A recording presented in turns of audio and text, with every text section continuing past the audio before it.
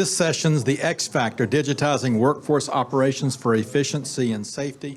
And we are fortunate to have Herman from Liberty Utilities and Brad from SCW. If y'all will both join me, we will get this party started. Good to see you. Thank you. Hi, Herman. Hey, Good to see you. This is a great topic we're going to discuss. Kind of a hard topic because it's kind of a lot of different things. We struggle with how to just talk about things other than just field services, but it's a bigger topic than that. I'll start with Herman. You know, a lot of things are going on in utilities. We hear a lot about database decisions. Safety is always a major concern. Can you share some ideas and things you're seeing about safety and engagement in new technologies? Yeah, I can definitely share a few things because I look after all things data here at Liberty Utilities. Some of the things that I find it's going to be very useful, and we're already doing this in some ways, or at least in the planning stages of it, is now that we can actually look at the consumption patterns of people's energy usage by time of day, when it comes to relating that to worker safety, right? Sometimes you might have to go and do access to do certain work on site. And sometimes you actually get resistance for access. So one of the things that we're experimenting is how can we actually find the right time of day where maybe the customer will be least resistant to letting you in and do some of the work, right? And another thing is about just on training, like development and training for the workforce, right? This is not really something sort of Star Trek or anything, but just, I think the term is called micro-learning, meaning, let's say you have a line worker out there, he's in between jobs because he's waiting for his next job. We could structure some of the training modules in shorter segments, like 3 to 5 minutes, where we can actually try and just drip feed some of those in whenever he has a break. So we'll still get some of the safety modules completed, but then it wasn't like a long, dreading one where it's like, oh man, I have to sit at home tonight for an hour to go through this webinar and whatnot. And as we start to get into HR analytics, we might be able to actually have opportunities here now too, to really tailor some of the learning modules to the needs of a particular line worker, what type of jobs he or she or they might be getting, and really focus on some of the ones where it might not be as relevant and not have them to have to go through those and just focus their time on the ones that matters. Great. You want to add anything to that? Yeah, I think that was great, Herman. And just thank you for having me up here, both of you. And so my example is not real Star Trek either, but I do love Star Trek. Yeah, I think that, so what we're seeing, I don't have a utility background, so I'm going to speak more to what I've seen our customers do on the field operations and safety side. And there's a couple of areas where we're seeing improvements and opportunities. And so first that comes to mind is Alabama Power, which is part of Southern Company. And they were doing their tailboard safety forms, and they were doing that all through paper. And so they would staple these things or hammer them up on the job site, and different crews would come on the job site and sign those tailboard safety forms and whatnot. And with weather and these kinds of things, not ideal situations. So we worked with them, Tony Williams and the SMW team, and I'm going to call on Tony in a minute because he has a lot more experience in this than I do. But we worked with them to automate that process. And we created an electronic tailboard form that we put on iPads, Android tablets, and Windows mobile devices, so that when the crews came on site, they would take the tailboard form on their electronic device and fill it out. And then we put 16 different signature blocks on this electronic document so that when other crews came to the site to do additional work and so forth, they would pull it down from the cloud, fill out their portions, and then sign that document. And then we would save all that, or we do save all that in their archive system so that they can point back to it and whatnot. So that's one of the ways that we're seeing safety being addressed digitally, and it's very much caught on for the Alabama Power folks. And then I would think another example of this would be, again, very basic, but a great opportunity that we had with Pacific Gas and Electric, where we started in the Lineman Academy, where these lineman apprentices would come in to 4 or 5 year programs. And, you know, they had up to 40 pounds of documentation, I think, Tony, that they were carrying around on little roller bags, you know, with the binders inside. And so we started there. This was 6 or 7 years ago, and we took all that documentation and automated it and put it on iPads. And so all of their curriculum, you know, went from 40 pounds to an iPad tablet. And so they justified the cost of this by the reduction in printing that they no longer had to do when they updated the manuals. And then what happened, and we didn't anticipate this, but what happened when they started to graduate from the academy, I mean, this took years, but then they got out into the field in electric distribution operations, and they said, now all of our asset information is hard copy again. And so why can't we have what we had in the academy? So we took and we implemented our mobile library solution, which also helped with their PAS 55 certification requirements, so that when these linemen are up on the poles at night and they're servicing these assets or doing the work that they need to do, they can pull up that repair documentation on their phone. It's lit up. They don't have to worry if it's raining. You know, iPhones and Android phones are all waterproof now. They can see that documentation. They don't have to go back to the truck. They don't have to pull a page out and so forth. So it's really helped with safety.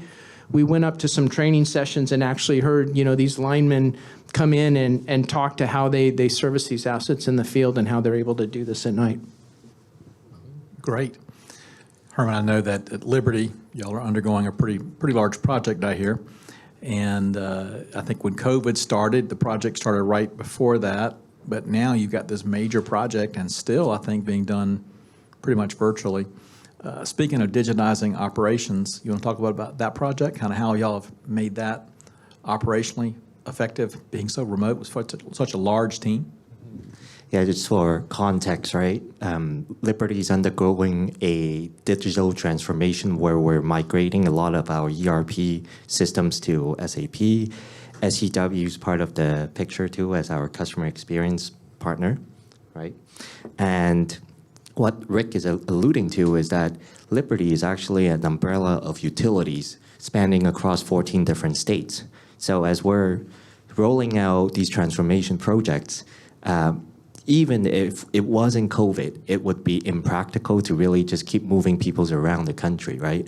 So I think what it really helps at Liberty that so far we've been pretty successful in rolling out in stages these implementation is that, first of all, I'm blessed that I've been with Liberty for 2 years, and it's a super collaborative culture. Like people are, I can honestly say even like under recording that this is the first workplace that I felt having the least political drama.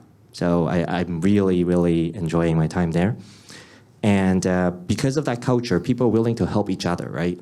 And in the absence of physical connection and face-to-face meeting, a lot of times we encourage people to really turn on their video when you can do your video conferencing, whether it's on Teams, on Cisco, whatever your choice of app is, right? And I think more importantly, too, is how you store your documents, right? Without a good centralized storage of some of your documentations, you run into versioning controls, challenges, and even just collaborating real time in editing some of your design documents or your standards document. It makes it a lot easier. Now, the prerequisite, like some of the talks we had this morning, the internet connection is key, especially when you start to do some of these real-time type collaboration. But I mean, these days, most of your internet connection would be okay for the most part, at least in the areas that we operate. Worst case, we might have to turn off video. But I think the key here, though, is the culture piece, right? It's not so much a technology play that the workforce can just go digital. Like that's really just the first step. Like the toys, the technology, you can always buy, right? Like you can always get skill sets to come in to do the implementation. But how do people use it? How do they embrace it after you've rolled that out? Like for instance, like with any of my data teams, right? The real test that I gave to my team usually every time is after we have released the data products, for instance. If after 2 weeks people stop using it, we have failed on that mission because that got past the I'll be cordial and nice and I'll pretend I'm using it for 2 weeks and then you just like go back to your own way, right? So I think that's the key. Like how do you actually change management is a key thing, and I think sometimes change management people think of it as you need a big change plan, communications plans. Those are table stakes. But I think as leaders, everyone in the room here, it's how do you lead by example that you're going to embrace some of those changes? Because, I mean, no one likes to have changes. I mean, as much as everybody might say at an interview that they're all open to change, it's just human nature, right? But how do we tell ourselves and convince ourselves and then convince others that, hey, there's always a silver lining, right? The glass is always half full. I think that's key. Yeah, I was just going to add to what you were saying, Herman. The documents are so key to this, right? And the document store and being able for the field workers to access those documents. I mean, just by the nature that the field workers are out in the field, right? With COVID, not a whole lot changed for them in terms of they're not in the office anyway, so a lot of them are out in the field. But what we saw in terms of the adoption, because if it's not easy to use, you could have the coolest stuff in the world, right? It won't matter if it's not intuitive enough. So when we started in the academy, this was 7 years ago. I think we started with 140 licenses, and that grew to 1,100 over the 7-year period. But when they went out into the field is where it really grew, and that started with 600, and then 2,000, and then 6,000. And now they have over 10,000 people in the field using it. But the key for them to be able to do that, one of the major things was to be able to use it in offline mode. Because you mentioned the internet, right? A lot of times these field people, they're out in the field and they're in places where, I go to certain places in this hotel and I don't have connectivity, right? So you can imagine when these people are in the field, and if they can't get the documents they need, what good is it, right? It's a showstopper. So that's one of the things that we had to design in early on was offline mode. And taking the common documents and they can select which ones that they want to have on device and so forth. So being able to do that was really critical to the key to the adoption of this. And then the second thing was the annotations. Because they wanted to put their annotations on these documents, and they never wanted to lose those annotations. They wanted those annotations to travel with them. So we store those annotations on the documents at the user level, which became critical for adoption and reuse. But lastly, and this is something we're still working through, was managing the documents. Because PG&E uses Documentum, and they have a central document store for all of their documents, contracts, legals, safety, everything is in Documentum company-wide. And they have over 20,000 field workers split pretty evenly between gas operations and electric operations. And we're only in the electric operations side today. But the gas operations side uses a Documentum store, but it comes down from the internet. And if they don't have the connectivity, it's a real issue for them. And so what we did was we worked with them and said, okay, what are your critical documents that you want the field workers to have in electric distribution operations? And then we basically worked with them to duplicate those and move those into our document cloud storage. Well, as you can imagine, that's not ideal, right? So what we're working on with them now, and we're probably going to deliver, I think, the first week of December, Tony, maybe the last week of November, is a Documentum connector.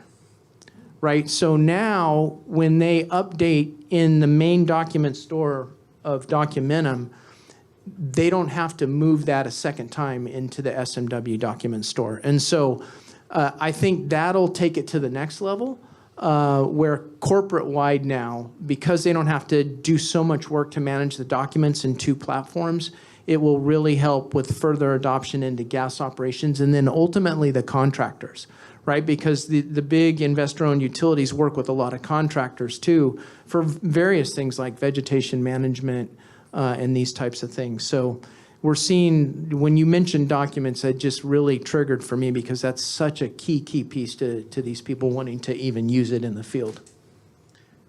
Pretty cool stuff. I want to add on I want to add on to Herman's description of that Liberty project that y'all are so engaged in at SEW. 14 states, multi-jurisdictions, PSCs.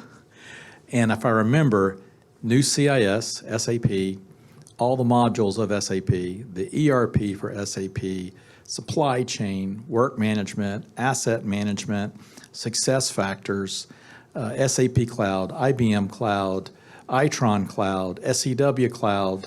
I think I'm missing a couple things. Just a couple. And they're doing it all at one time. So a massive transformation that's having incredible impact on their business, obviously. And the best part of the story is it's multi-phase. Phase 1 went live on time, on budget. Phase 2 went live on time, on budget. They're doing a hell of a job. So you deserve a lot of credit, as does SEW. You guys are highly involved in that project. But seriously, it's unbelievable. So any other comments before we open up to some questions in the audience? Safety and digitalization of operations?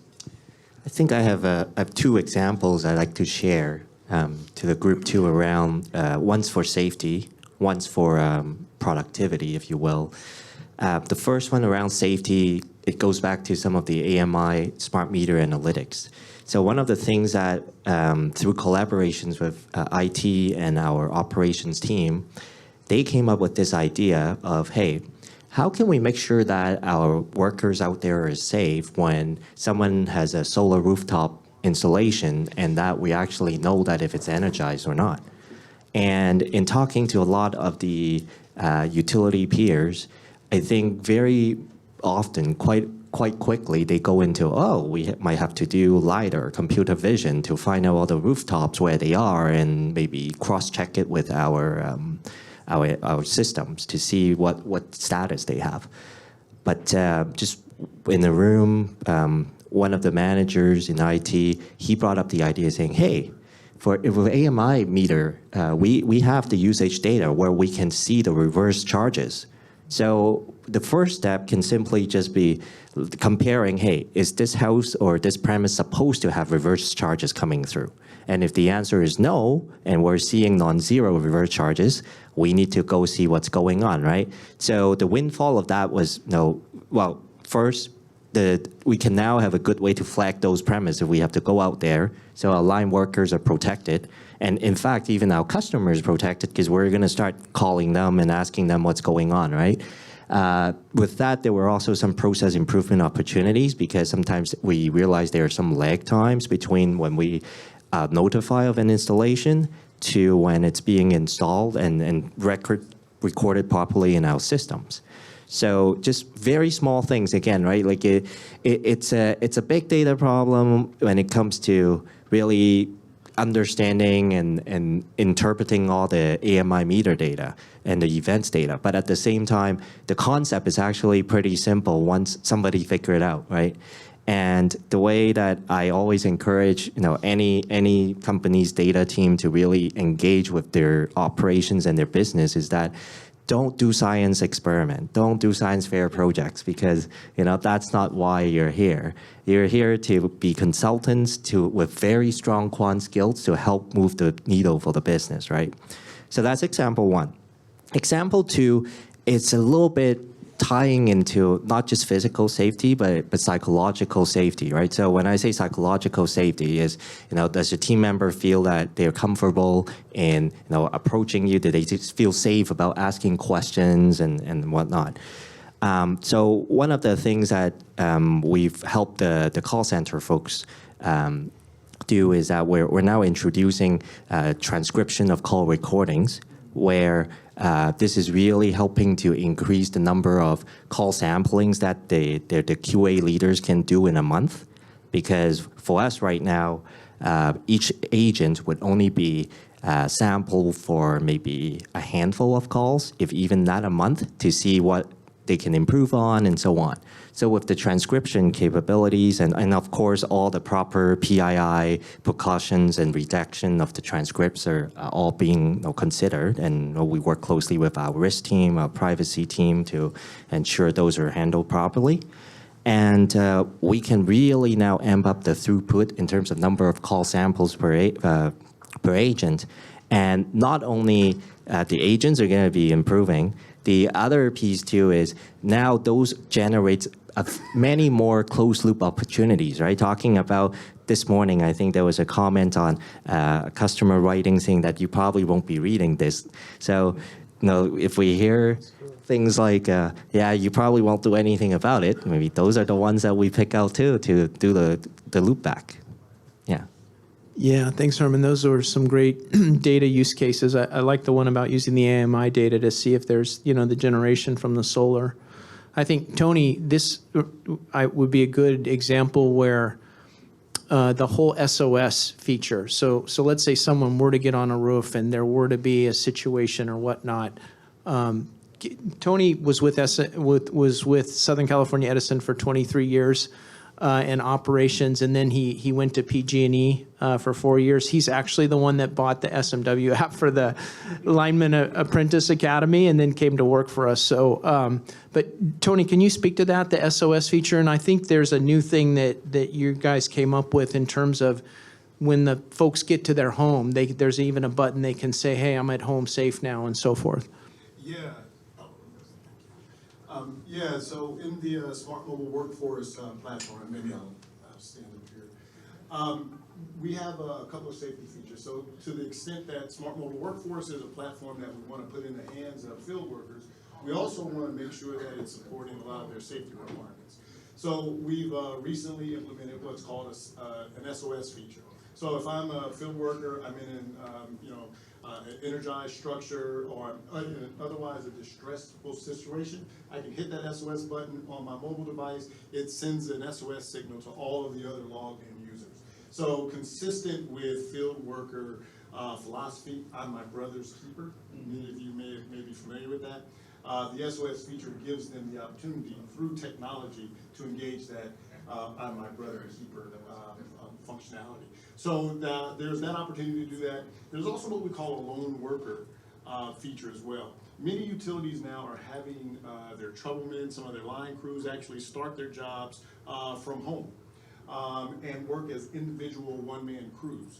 And so anytime there's a situation where a one-man crew is out in a rural area, they can activate the lone worker feature to let everyone else know, hey, I'm in a remote situation, I'm a lone worker, I should be here for an hour. If you don't hear a ping from me within an hour, come looking for me.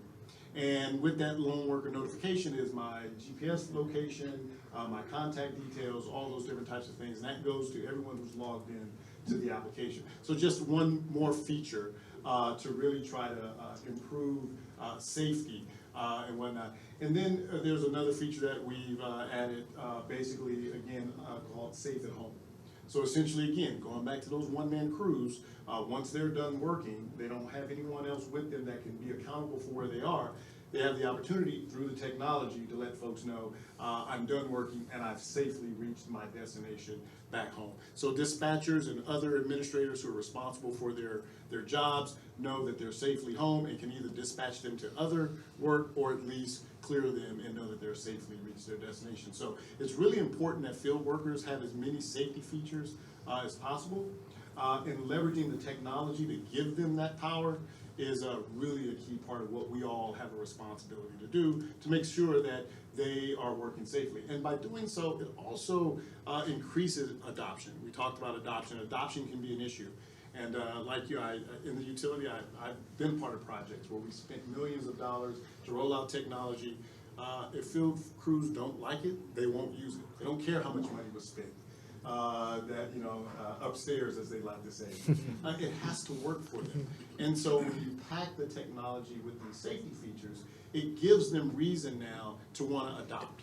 And as one adopts, two adopts, three adopts, and it becomes a snowball that works in our favor. So these are things that we're really doing to increase adoption, but not just adoption, the effectiveness of the technology, which at the end of the day is what the utilities do. Thanks, Tony. Anything else for me to questions, guys? All right, any questions in the audience for these guys? Don't be shy. They're free. I have a question. So, Thank you.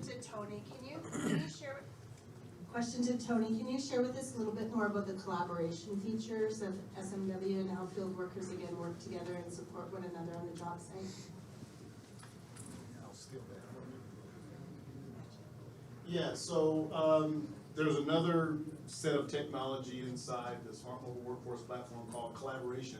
And really what it is, it's our attempt to try to bring in social media concepts into our platform, given that folks are really familiar with social media. So collaboration, think group chat.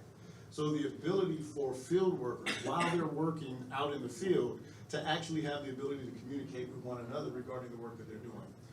So often a field worker will embark upon a piece of equipment or a process for which they don't have a lot of knowledge. And so the opportunity now to very quickly, right from a mobile device, snap a picture, take a video, send it to all of you, who one of you, I'm sure, will probably have some experience with what I'm getting ready to do. And so the opportunity now for you to share with me your knowledge about what needs to be done is powerful towards me now getting ready to work safely. Okay, because otherwise I'd be working, from the dark, not really knowing, and I might take some risks or chances that might jeopardize my safety. So the opportunity now to get information using the collaboration module is a very important way to leverage technology to keep me safe, and not just safe, but keep me productive, because now I don't have to stop, I don't have to walk back to my truck, I don't have to find this information and in the process lose 30 minutes, 45 minutes on the job. I can get what I need right away. And then the second benefit of that also is that data exchange, so let's just say my question through collaboration went out to all of you, and let's just say 3 of you responded with your native knowledge. That's now knowledge that we can now capture because we've got a record of it. That knowledge can then pour into training programs, onboarding programs, that type of thing. And for utilities who are notorious for having retirements of people walking out, this is an effective way for utilities to actually capture native knowledge before it walks out of the door.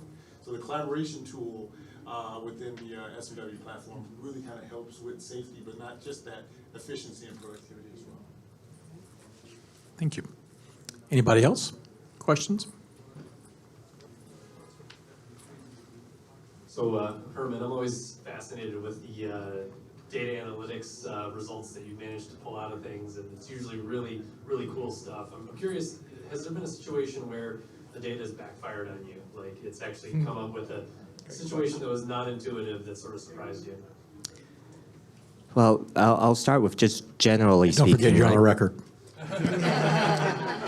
No pressure. Yeah, well, I think you made a good point. A lot of times what we find out, right, say for going back to the AMI analytics, as we start to have more clarity about momentary outages, because without AMI it was really hard to, if even possible, to detect any sustained outage, right? So this is in the electric modality context. Right, momentary outages, say it's an outage that is less than 5 minutes, right? Different jurisdictions might have different cutoff.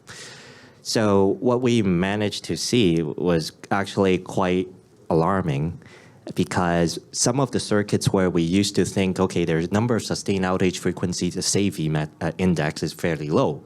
But as soon as you layer on the MAFE on top with that circuit, in some cases, that circuit is no longer your favorite circuit. There's actually a lot of issues because we all had that experience, right? Like you're on a Teams call and then you got a momentary power outage and your modem resets and now you can't really get on the call. and you have to wait, and if you're presenting, that's not ideal. Or, you come home from work and what have you, and you see that your microwave or your clock is now back to, 12:05 or whatever time it is, right? So from a customer experience perspective, to your point about it backfires, now the question is, okay, it looks like we actually have a lot more things to fix than we thought before now. So I think that goes to then the next thing, which is, okay, maybe there's an opportunity now for us to revisit how we're going to prioritize some of our investment envelope, right? So it's a good problem to have, I think, in some ways. And I think a lot of times it really just depends on how we manage expectations too, right? Like I remember when I used to roll out in another company some of the decision tools, and to set expectations with the field workers is that, hey, it's not going to be bang on like 10 out of 10, right? Like a human might be a 50-50 chance, here might be 70%. So there's still times where you're right and the decision is wrong, and you go out and check and nothing is going on, and you probably felt that way, but you went out anyway because that was on your job board. So just setting that expectations around, just because now we're doing more data work in helping business and operations to drive some of their day-to-day decisions is still not going to be perfect. Does that help, Eric? Yeah, Yeah? that's great. Yeah, thanks. You handled that masterfully. Nothing bad. Any other questions, guys? Yes, sir. Question for Herman. I really like the expression that you look after your staff, they'll look after your customers. I'm quite interested in, as you've equipped your workforce with the tools that help them be efficient, safe, effective, what impact has that had on the service that you provide to your end customers? And it's maybe a question for Brad and Tony and Rick too, that you've seen people being given the tools they need to serve customers, and the customers feel the impact of that.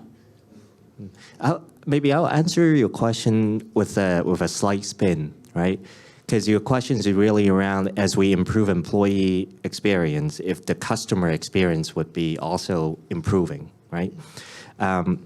So I think the answer is yes. I think we all know that, and from what I've seen in the past, an example would be we've done some overtime analysis of field workers in the past, right? So just looking at the analysis, we can see that on the PowerPoint, it makes a ton of sense to really start controlling the overtime, right? But to your point there, if we think about employee experience, right? We all know that, like, in reality, a lot of these workers actually always count on the overtime being part of their regular compensation. So if you were to pull it back, there is probably a high chance where it just becomes work to rule right away, right? So in some of the leaders that I was kind of working with, they had the foresight to sort of said, yep, you know what, this looks good, but here's what I think, like what they think. The amount of overtime that we're paying now, it's probably we're still getting more mileage out of our workers because they love their job. They want to have that good customer experience that they can deliver. If we start to crawl back and start to nickel and dime, we're going to have a much lower productivity. You're not going to get any extra mile from the folks. So I think that speaks to sort of in that same context as the employee experience, right? And clearly, this leader, in this case, truly believes that their folks are going their extra mile. Hope that helps you. Yeah. Yeah, I think to add to that, not so much on the field mobility side, but on the customer service representative side in the call center. I think Jill was saying this morning, Jill Anderson from Edison, that customers would call and they would ask a question about their bill, but the customer service agents couldn't see the bill, right? So this is a big area where we've had impact, where when the customer service agent comes into the customer service portal that comes with the solution, they can go into what we call our 360-degree view, and they can see the profile of the customer, and they can see not only their current PDF bill, but they can see 1 year, 2 year, 3 year, depending on what the utility wants configured in the system, which is very helpful. They can also see, when their payments were made, if there were late payments. They can set preference center notifications for them, because the customer may say, you know, I never received a notice that I got my bill. Why didn't you text me? Or why didn't you email me? The customer service agent can see the preference center notification settings for the customer and can actually enable them for the customer. So they can say, hey, I see here you don't have a text number enabled for text notifications. Would you like me to enter that for you? And then all that gets logged and time-stamped so that you have a record of it, of course. But I think, and then the third layer on top of that is the customer service agent can log in to the customer's account as if they were the customer. We call that impersonation. It's not screen sharing. They're not taking over the screen of the customer. They're just logging into the customer's account as if they were the customer. Now, they can't see any critical information like credit card numbers or any of that kind of thing, but they can get most of the web experience. I don't want to call it portal. Deepak doesn't like that word. But so when they're on the phone with the customer, they can explain to them, hey, here on your home screen, there's this module, there's this icon, there's this. If you click this, you do that. And the result of that is the customers, when they're calling and getting an agent on the phone, that agent is actually really able to speak intelligently about the experience and the digital tools, the bill history and so forth, so that it is a successful, completed call with the CSR. Great. Any more audience questions? We got time for about 2 more. Okay. Any final thoughts then, gentlemen? Final word?